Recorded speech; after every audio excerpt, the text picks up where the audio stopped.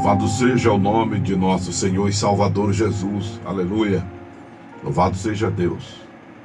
Já estamos no Instagram, já estamos no YouTube, também já estou pelo Facebook, estou pelo aplicativo, estamos pela M890, é o sistema Multistream. Estou amanhecendo com Cristo. Glória a Deus. Nós vamos dando sequência a essa abordagem do livro de Coríntios. 1 de Coríntios, capítulo 12, versos de número 12 em diante. Louvado seja Deus. É a nossa segunda parte da abordagem do capítulo 12 de Coríntios. Na primeira eu falei sobre os dons do Espírito Santo. Uma abordagem que eu fiz sobre os dons, explicando algumas características dos dons, né? E agora vamos falar sobre a unidade dos membros do corpo de Cristo. Mesmo sendo fêmea, você é membro, não existe membra. Começar por aí, tá? É importante, porque aí a gente escuta às vezes uma pessoa dizer: eu sou membro do corpo de Cristo. Não, não existe, é membro. Aqui a simbologia é de um corpo humano, né? Que tem muitos membros inferiores, membros superiores, e todas as suas partes, né? E são muitos membros que nós temos. Por isso que o versículo 12 diz que assim como o corpo é um, e tem muitos membros, e todos os membros, sendo muitos, são um só corpo, assim é Cristo também. É importante também com isso entender que a igreja é um organismo vivo. Por isso que a igreja, volto a dizer, ela não são as placas denominacionais, a igreja não são as paredes,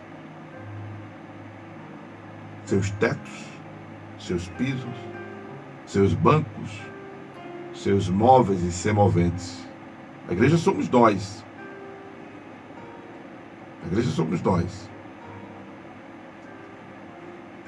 Tem algumas instituições denominacionais, e aí a gente volta a fazer essa decantação de que igreja é uma coisa e denominação é outra. Tem algumas instituições que têm um critério para definir um grupo como igreja, a partir de determinadas quantidades. Porém, biblicamente, igreja existe a partir de 2. Jesus disse: onde estiver 2 ou 3 reunidos em meu nome, aí estou eu no meio deles. Porque a igreja é o agrupamento de pessoas. A igreja fala também de coletividade. Não é, como eu já disse, a mundial do poder de Deus, mas ela é mundial. Não é a universal do reino de Deus, mas ela é universal. Não é a católica romana, mas ela é católica. A palavra católica significa universal. Ela não é a Assembleia de Deus, mas ela é uma assembleia. É um ajuntamento de pessoas, né? Ela não é a unidos por um propósito, mas a igreja fala de unidade. Aleluia. Não é o templo do corpo de Cristo, mas é o corpo de Cristo propriamente dito. Ela não é a palavra de Deus, mas nela se prega a palavra de Deus. Jesus, inclusive, diz que quem é de Deus, fala a palavra de Deus. Louvado seja o nome de Jesus. É o presbítero Gilson, o pastor João está dizendo, não vai falar da missão 7 Glória, não. Aleluia. Ela não é a missão 7 Glória, mas ela tem uma missão. A igreja tem uma missão. Diga-se de passagem que nós, como membros individuais, temos uma missão, como os membros do nosso corpo. E é importante discernirmos o corpo de Cristo nesse aspecto também. Não só o aspecto do corpo de Jesus propriamente dito, que foi sacrificado, como eu ministrei recentemente. Corpo que foi preparado para ser sacrificado por nós. Mas discernir também o corpo de Cristo, que somos nós, para que entendamos que temos uma missão. Você pode não ter uma função eclesiástica, mas você tem uma missão. Você não pode viver uma vida cristã ociosa, você não pode viver uma vida cristã na inércia, você não pode viver uma vida cristã estagnada, você não pode viver uma vida cristã parada, você tem que se movimentar. E esse movimento tem que ser em prol do corpo de Cristo, que é o reino de Deus, que é a igreja. O reino de Deus é onde a única palavra que tem prevalecência é a de Deus. No reino de Deus, a primeira e a última palavra é a dele. O reino de Deus diz respeito à predominância da palavra de Deus, da vontade de Deus. E na igreja de Deus, quem manda é Ele. Ou seja, a nossa vida, quem manda é Ele. Na nossa vida, quem manda é Ele. E Deus tem um cuidado tão tremendo com a igreja, que as portas do inferno não prevalecerão contra ela. A igreja, lembro, ela é um composto de seres humanos. Por isso que Jesus disse a Pedro: tu és Pedro, e sobre esta pedra edificarei a minha igreja. Há uma discussão, um cabo de guerra teológico entre segmentos religiosos, dos quais nós inclusive fazemos parte, né? Uma guerra entre evangélicos e católicos, teologicamente falando, desnecessária. Porque Jesus não estava dizendo que Pedro tinha o primado da igreja. Quem teve o primado da igreja foi Tiago, em Jerusalém. E muito menos que Pedro era o bambambam. Como também, entre os evangélicos, Jesus não estava apontando para ele, quando disse: tu és Pedro, e sobre esta pedra, apontando para ele, batendo o peito dele, eu edifico a igreja. Sim, nós precisamos estar firmados na rocha que é Jesus. Indubitável. Sem dúvidas. Precisamos estar firmados na rocha que é Jesus. Procure se firmar na rocha que é Jesus. Mas quando ele estava dizendo isso: tu és Pedro, e sobre esta pedra edificarei a minha igreja, Jesus estava dizendo que a igreja seria exatamente isso. E Pedro está figurando a igreja ali. A igreja é o composto de pessoas com falhas, com defeitos, com virtudes, também com qualidades. Mas o que faz a diferença é estar unida a Cristo, é estar sujeito a Cristo. Porque se não houver sujeição a Cristo, não é igreja, irmão. Aí você é um mero religioso, você é um mero crente, e crente por crente, até Satanás é crente. Você, se não estiver unido a Cristo, você é apenas evangélico. Você é adepto do movimento do século XX, porque surgiu em 1902, o movimento evangelical na Europa, o movimento ecumênico protestante. Sim, se você não estiver unido a Cristo, você é apenas um protestante. A reforma que aconteceu, não é? Pelas colocações das teses de Martinho Lutero lá na igreja de Wittenberg.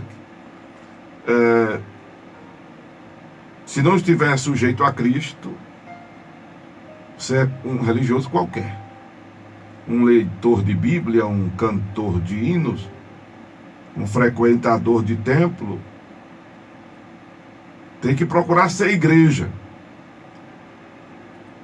e para ser igreja tem que estar sujeito a Cristo, tem que ter confessado Ele como Senhor e Salvador, e procurar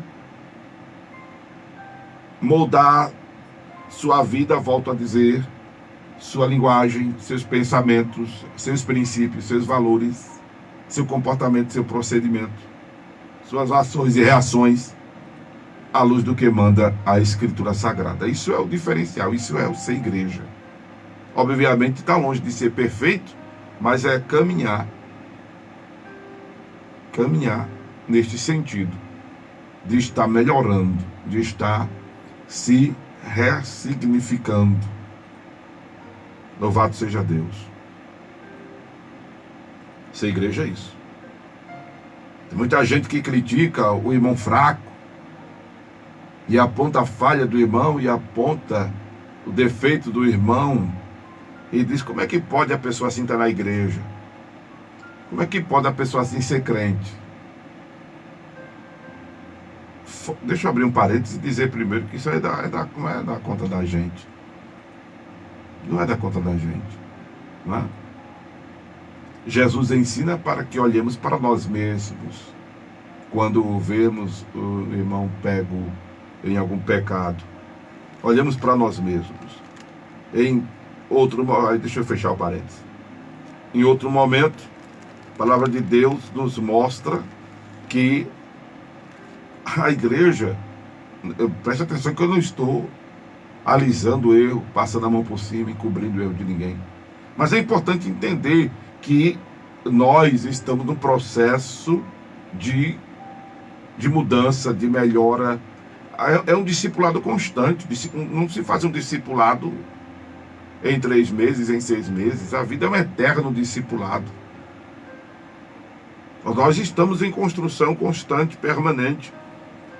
Paulo diz, inclusive, em Romanos, se você quiser as abordagens que eu já fiz em Romanos, está tudo no meu canal, Acorda a Bênção, no YouTube. Quem tem fome e sede da palavra pode ir lá. Tá Romanos todinho. Tá de Mateus até hoje, 1 de Coríntios 12 que a gente está fazendo. Lá no capítulo 12 de Romanos, capítulo 15 de Romanos, a palavra de Deus nos diz: mas nós que somos fortes devemos suportar as fraquezas dos fracos e não agradar a nós mesmos. Nós que somos fortes, você que se acha forte, porque se você critica o falho, você se acha melhor do que ele. Sim ou não? Se você critica alguém, você se acha melhor, não é verdade? Então, se você se acha forte, suporte as fraquezas dos fracos. E nós somos esse aglomerado de pessoas assim, né? Louvado seja Deus. Então a igreja é isso. Porém ela está unida a Cristo. O que é estar unido a Cristo? É aquela pessoa, sabe, que não é... Eu quero usar a expressão de Tiago. Aleluia. Louvado seja Deus. O negócio está começando a esquentar. Aleluia, glória a Jesus. A pessoa que não é soberba. Tiago capítulo 4, verso 6. Porque Deus resiste ao soberbo, porém dá graças aos humildes. Dá, porém, graça. Aliás, não é graças com gratidão, é graça, favor merecido. Eu tenho dito que graça de Deus, que é favor merecido, é o somatório dos atributos morais divinos. Por que morais e comunicáveis? Porque Deus nos dotou com essas habilidades. São eles os atributos: benignidade, que é a mesma coisa que misericórdia, e longanimidade. Benignidade, que é a mesma coisa de misericórdia, é aquilo que em Lamentações está escrito: as misericórdias do Senhor são a causa de não sermos consumados. As misericórdias do Senhor são a causa de não sermos consumidos. Deus não nos extermina, porque Deus nos tolera. Deus nos tolera. Deus tem paciência conosco. Misericórdia é Deus exatamente nos aguentar. E longanimidade. Longanimidade não tem nada a ver com extensão, com comprimento. Não tem nada a ver com aqueles cachorros que é o salsicha ou o bacé, que o focinho dele é aqui e a cauda dele, né, ele é bem compridinho, né? Parece cachorro quente. Não é? Parece cachorro quente, né? Longanimidade não tem nada a ver com isso. Como se fosse um trem. Entende? O trem é comprido, né? Longanimidade tem a ver com empatia. Tem a ver com colocar-se no lugar do outro, para poder entender. Obviamente você jamais vai sentir de fato o que o outro sente, mas se você se coloca no lugar do outro, você vai ter uma compreensão melhor da situação. Por isso que às vezes a gente passa pelas coisas, que é para poder também entender os outros. A palavra de Deus nos diz que não temos um sumo sacerdote que não se compadeça das nossas fraquezas, mas um que, como nós, foi tentado em todas as coisas, muito embora Jesus não tenha pecado. Mas ele nos entende por ser o nosso Criador e nos entende porque quando se humanizou, passou pelas tentações e nós passamos. Longanimidade tem a ver com compreender o outro. E é a longanimidade divina e a misericórdia divina que resulta em graça. Que é Deus, dando assistência a nós, escutando nós, atendendo nós, fazendo por nós. Mesmo sem merecermos. Porque, volto a dizer, não merecemos nada. Louvado seja Deus. Me lembro também da parábola que Jesus conta do publicano e fariseu. O fariseu que sobre a oração e começa a bater no peito dizendo que fazia isso, fazia aquilo outro, né? Jejuava, dava esmola. Não era roubador, como os homens apontando para o coitado publicano. Publicano e cobrador de impostos, né? E aí, Jesus fala do publicano, que nem ousava levantar os olhos aos céus, mas batia no peito e dizia: ó Deus, tem misericórdia de mim, pecador. Lucas, para quem quer ler depois, Lucas capítulo 18, do versículo 9 ao versículo 14. Ser igreja é reconhecer a falibilidade, é reconhecer o erro constantemente, é reconhecer o pecado constantemente. É pedir, para quem está me assistindo pelo YouTube, da Rádio Tamandaré, para quem está me assistindo pelo Instagram, para quem está assistindo aí, pelo Facebook, para quem está ouvindo, para quem está vendo ficar melhor, porque vai ver fazer o gesto. Mas deixa eu desenhar para quem está me ouvindo pelo aplicativo, pela AM 890. Bater no peito, baixar a cabeça, ó Deus, tem misericórdia de mim, pecador. Deus, tem misericórdia de mim, pecador. Amém, amados? Ao quebrantado e contrito não desprezas, ó Deus. Ao quebrantado e contrito não desprezas, ó Deus. E a palavra do Senhor manda que nós vivamos assim, nessa humildade, né? Diante de Deus, resistindo o diabo, se impondo neste mundo de trevas, mas diante de Deus quebrantado. Na nossa relação interpessoal, não nos acharmos melhor do que ninguém. Por isso que Paulo também diz em Gálatas capítulo 6,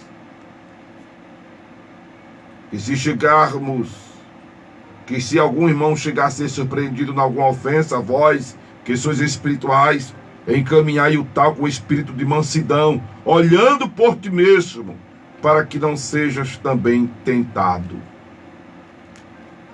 Meu Deus, é muita palavra de Deus nesta manhã, porque o Senhor está me lembrando aqui de Efésios, porque às vezes tem pessoas que se convertem e deixam de falar com quem não é convertido.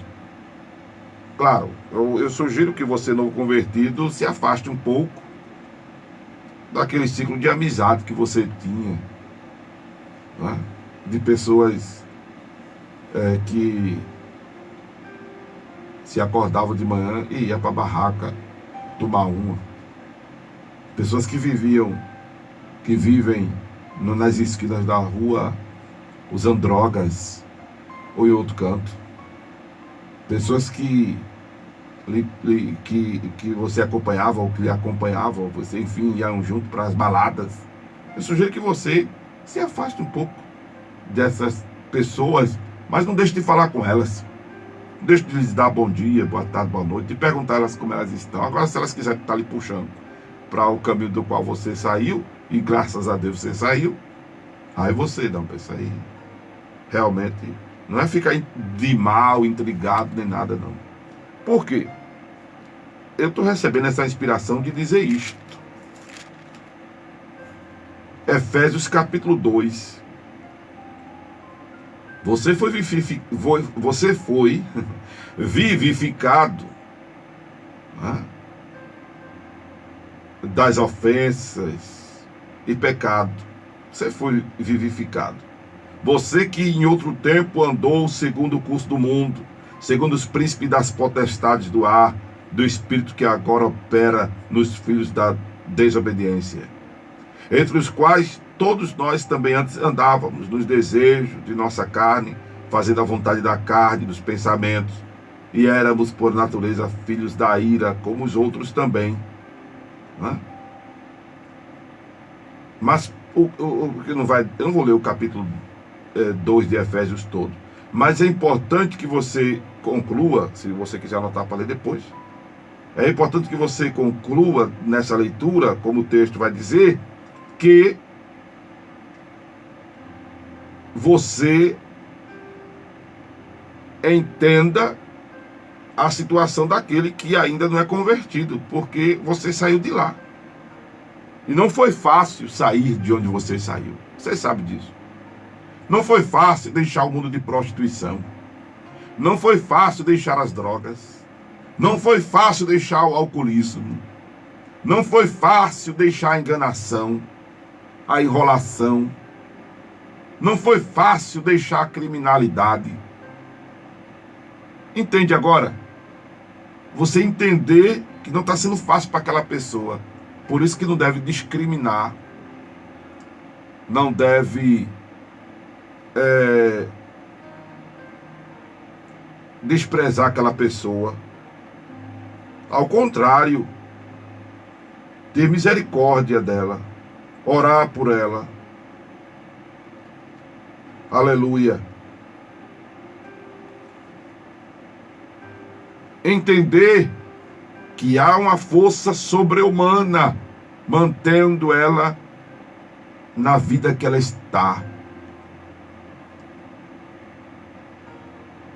Irmão, se nós agirmos assim, nós vamos ser mais misericordiosos com os não convertidos, interceder por eles, levar-lhes a palavra de Deus, nos empenharmos, né?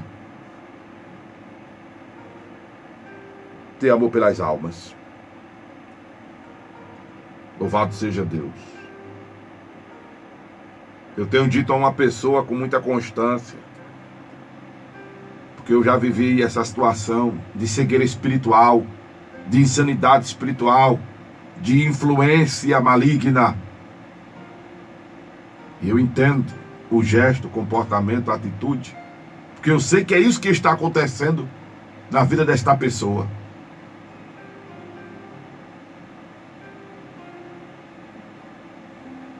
Distante de Deus, mesmo frequentando igreja, mesmo lendo Bíblia, mesmo pregando, mesmo falando em línguas estranhas. Sim, aí você diz, aí uma pessoa assim pode falar em línguas estranhas? Pode, fala. Fala porque é Deus falando com ela para ela se voltar, para ela se converter com ela, pessoa. Eu, você, seja lá quem for. Porque isso não é isso que garante que a pessoa vai para o céu. Língua estranha não garante que a pessoa vai para o céu. Curar os enfermos, expulsar demônios, não garante que a pessoa vá para o céu. Jesus disse que no dia do juízo muita gente vai chegar para ele e vai dizer, mas Senhor, no teu nome, curei os enfermos, profetizei, expulsei demônios. Jesus dirá, rapaz, eu até brinco. Jesus vai olhar assim, rapaz, eu te conheço, não sei de onde, mas eu não lembro de tudo não. Então, ó, se aparta de mim. Vai ser pesado isso, né? Apartai-vos de mim, vós que praticais as iniquidades. Porque não podemos, com isso, perder o fascínio por milagres. Não podemos perder o fascínio por línguas estranhas, pelos dons do Espírito Santo. Não podemos deixar de crer. Mas é importante entender que a salvação transcende a isso. Então, voltando aqui, essa foi uma palavra de Deus forte, né? Que eu confesso que não estava nem pensando em ministrar. Estava pensando em falar só sobre a igreja como corpo e as suas atribuições de corpo, de membro do corpo de Cristo. É importante entender que as funções eclesiásticas não são para destaque, são funções de membros com maiores responsabilidades sobre o próprio corpo. Ser pastor, ser evangelista, a lista lá de Efésios 4:11. Mas é importante entender, meu irmão, minha irmã, que independente de você exercer uma função eclesiástica, ser um pastor, ser um presbítero, para entender, né? Para quem não entende isso. Ser um evangelista, independente disso, você tem uma missão. Você tem uma missão. Quando a gente lê sobre os levitas, que era a tribo de Levi, responsável pelos cultos no tabernáculo e pela vida espiritual de Israel, havia os clãs nos levitas, os meraritas, os gersonitas, os coatitas, e cada um desses clãs tinham responsabilidades diversas. Assim somos nós hoje. Por mais simples que seja a nossa atuação nessa dinâmica, nesse movimento de integralidade, de aglomerar, de uma relação interpessoal no mundo espiritual, no campo espiritual, na fé. Por isso que em Hebreus 10 diz que não deixemos a nossa congregação, e não fala de espaço geográfico, fala do ajuntamento. Como está escrito em Coríntios 14:29, de nos juntarmos, né, para a edificação. Coríntios 14:26, desculpa, por isso que eu vim aqui na Bíblia. 1 de Coríntios 14:26. Ajuntamento é para ajudarmos uns aos outros. O escritor aos Hebreus fala de admoestar uns aos outros. Aleluia. E todos têm importância. Fiquei muito triste quando um irmão disse a mim recentemente que passou por um casal de pastores e foi dar a paz do Senhor, e as pessoas não cumprimentaram ele, aí estendeu a mão e os irmãos ficaram de graça. Isso é triste quando acontece em nosso meio. O estrelato, a divinização, a superioridade. Tem muita gente revoltada com pastores, e aí surgiu o movimento desigrejado. Porque são pessoas revoltadas com pastores que se divinizaram e ficaram tão distantes das ovelhas, se sentiram tão importantes, que aí teve irmãos que se revoltaram. Aí o pior não é nada, que acha que só tem aquela congregação, aquela denominação para servir a Jesus, e se não for nela, não serve mais a Jesus em canto nenhum. Aí é a falta de conhecimento bíblico e etc e tal. Mas, infelizmente, a culpa está na maioria de nós pastores, que nos blindamos e, ao invés de nos aproximarmos das ovelhas, nos distanciamos. Tem muita gente revoltada com a eclésia, no sentido executivo da coisa, porque tem aqueles que não dão depoimento direito, não dão testemunho direito, tem aqueles que não cuidam direito, mas tem aqueles que, além de tudo isso, sabe, são muito importantes. Aí, por outro lado, gera outro problema. Tem os que se desigrejam, tem os que se desviam, e tem outros que querem ser para também serem importantes. Aí, porque é pastor, aí não fala com os mais humildes. E há outros que querem ser pastor porque querem o lugar mais especial à mesa. Olha, está uma bagunça, está uma inversão de valores, está um desentendimento muito grande. Mas glória a Deus que essa palavra está vindo para esclarecer. Quem pode dar glória a Deus por esta palavra? Dá uma glória a Deus aí por esta palavra. Mas eu queria que você manifestasse essa glória no Instagram. Desse glória a Deus no Instagram. Você que está ouvindo depois da live no Instagram, faz um comentário. Glória a Deus pelo pessoal que está entrando no Instagram, está entrando no Face, está entrando no YouTube, mas depois da live, porque essa interação ao vivo, ela é importante, é bacana, mas ela não fica registrada. Eu queria que você fizesse um comentário, você que está me ouvindo agora, quando terminar a live, você voltasse no Instagram e lá no arroba, você fizesse um comentário. No Facebook você fizesse um comentário, no YouTube você fizesse um comentário. Se não é, infelizmente, assim. Mas deixa eu lhe dizer que Jesus não tem nada a ver com isso.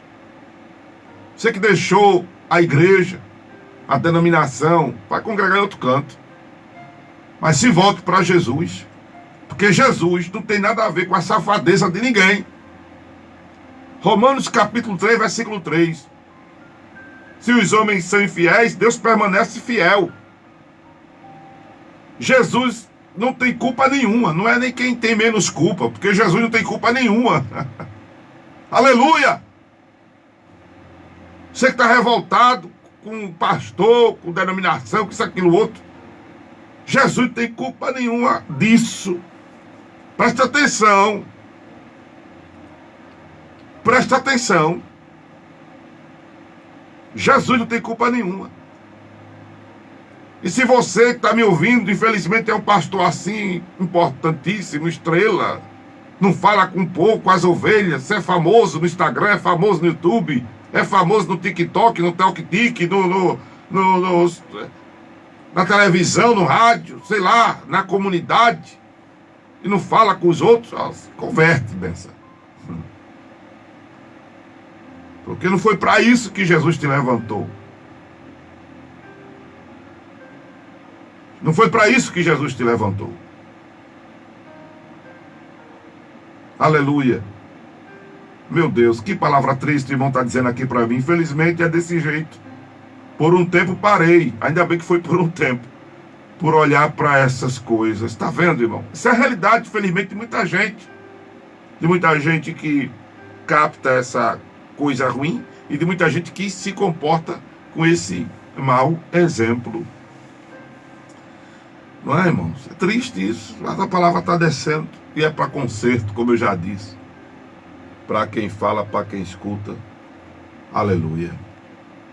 Aí eu fiquei triste quando o irmão deu para ele: pastor, eu fui falar com o fulano, Beltrano, Ciclano, estendi a mão, fiquei de graça. Não estenderam a mão para mim, não.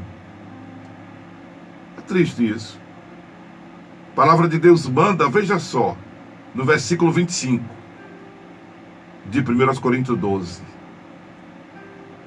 Aleluia. Para que não haja divisão no corpo, mas antes tenham os membros igual cuidado uns dos outros. Deixa eu dar outra palavra forte aqui. Que o irmão pode não até fazer parte da mesma denominação que você faz parte, mas ele também é responsabilidade sua. Está entendendo o que eu estou dizendo? Está entendendo o que eu estou dizendo? Você faz parte da igreja X e o outro da denominação X. Vamos separar, né? Denominação de igreja. Igreja somos nós. O irmão faz parte da denominação X e você faz parte da denominação Y. Você não é de reparar a vida de ninguém, mas você percebeu que o irmão não está indo para a igreja dele. Entende? Ou então você está percebendo, você não é de reparar a vida de ninguém, mas você está percebendo que o irmão está andando descalço.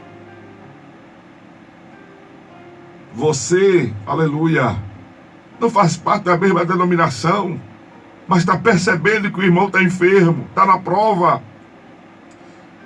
Você não faz parte da mesma denominação, mas você está vendo o irmão sofrido. Aí você... Aqui é assim, a gente ri, a gente chora, a gente sente a presença de Deus. Porque é uma verdade isso. Aí você... é com o povo da igreja dele. Ele não faz parte da minha denominação, ele que se vire para lá. Não, irmão, não é assim. Quem tem ouvido, ouça o que o Espírito está dizendo à igreja, aleluia. Não é assim. Tenha os membros. Eita, agora embaçou, foi tudo aqui agora, Jesus, aleluia. Tenha os membros igual cuidado uns dos outros. Glória a Deus. Porque nós somos um corpo só, irmãos. Não existem várias igrejas. Tem pregador que diz que existem duas igrejas. Uma que vai subir, outra que vai ficar. Mas o que vai ficar não é igreja. Porque o que a igreja vai subir quando Jesus vir arrebatar. Quando Jesus voltar, o que a igreja vai subir, o que vai ficar não é igreja. O que vai ficar é joio. Quem vai ser arrebatado é quem é trigo. Vai ser arrebatado quem é ovelha, quem é lobo vai ficar. Não existe duas igrejas. Não existe uma. Aleluia. E nós, como eu já disse, a igreja está contida nas denominações. Mas você pode não fazer parte da mesma denominação daquela outra pessoa que está sofrendo, mas aquela pessoa convertida, nascida de novo. Se a pessoa não é convertida, a gente deve ter cuidado, atenção, amor, carinho e ajudar. Imagine o convertido. Imagine o convertido. Quem está entendendo essa palavra, escreve depois da live, amém. Estou entendendo, é assim mesmo. Faz um comentário, faz alguma coisa. Se está absorvendo isso. Que é assim, irmão. O que está faltando é leitura de Bíblia, é pregação bíblica. Deixa eu dizer outra coisa aqui para encurtar essa abordagem. Não é? Deixa eu só ler mais esse trecho aqui de 1 Coríntios 12. Além do 25, que eu já li. De maneira que se o membro padece, todos os membros padecem com ele. E se o membro é honrado, todos os membros se regozijam com ele. Ora, vós sois o corpo de Cristo e seus membros em particular. Não é membros particulares, como eu já disse, porque não existe ninguém melhor do que ninguém. Não existe ninguém melhor do que ninguém. Aleluia. Louvado seja Deus. Louvado seja Deus. E olha aqui, ó. E a uns pôs Deus da igreja primeiramente apóstolos, em segundo lugar profetas, em terceiro doutores, depois milagres, depois dons de curar, socorro, governos, variedade de línguas. Aleluia. Está vendo, irmãos?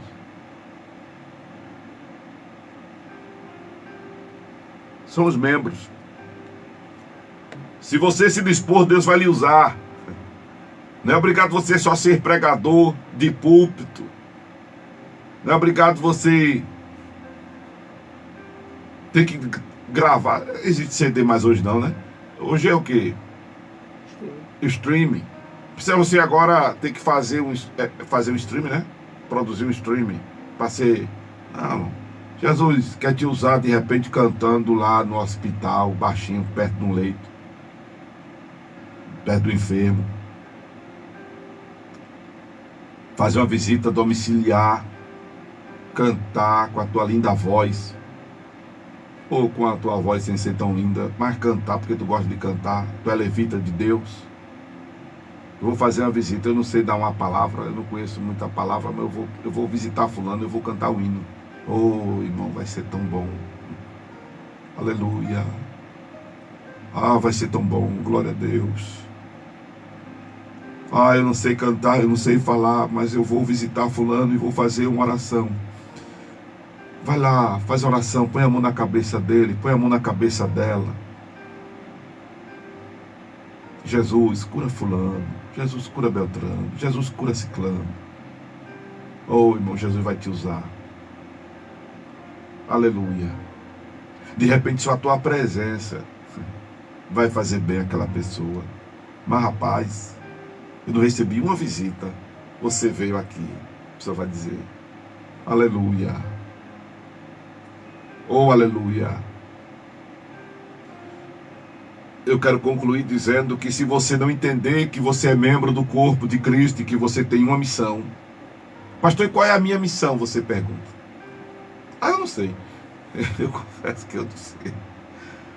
A gente descobre, seguindo a orientação de Romano 12, dedicando-se ao serviço de Deus, como está na Bíblia, a linguagem de hoje. Dedique-se ao serviço de Deus. E você vai experimentar qual é a boa, perfeita e agradável vontade de Deus. Aí você se dedicando a Deus, você se envolvendo em cuidar de vidas, porque fazer a obra de Deus é cuidar de vidas. Aí você vai se descobrindo. Amém? Vai se descobrindo qual a sua função no corpo. E num ajuntamento, os próprios outros membros que integram o corpo vão perceber que você é uma mão, é um braço, é um antebraço, que você é um cotovelo, que você né? é um fêmur, que você é uma perna, é um pé, vai descobrindo.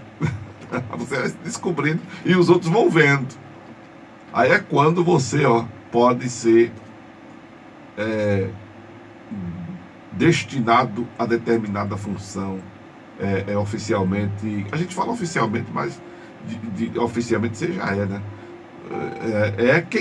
É quem faz, e não quem tem título, né?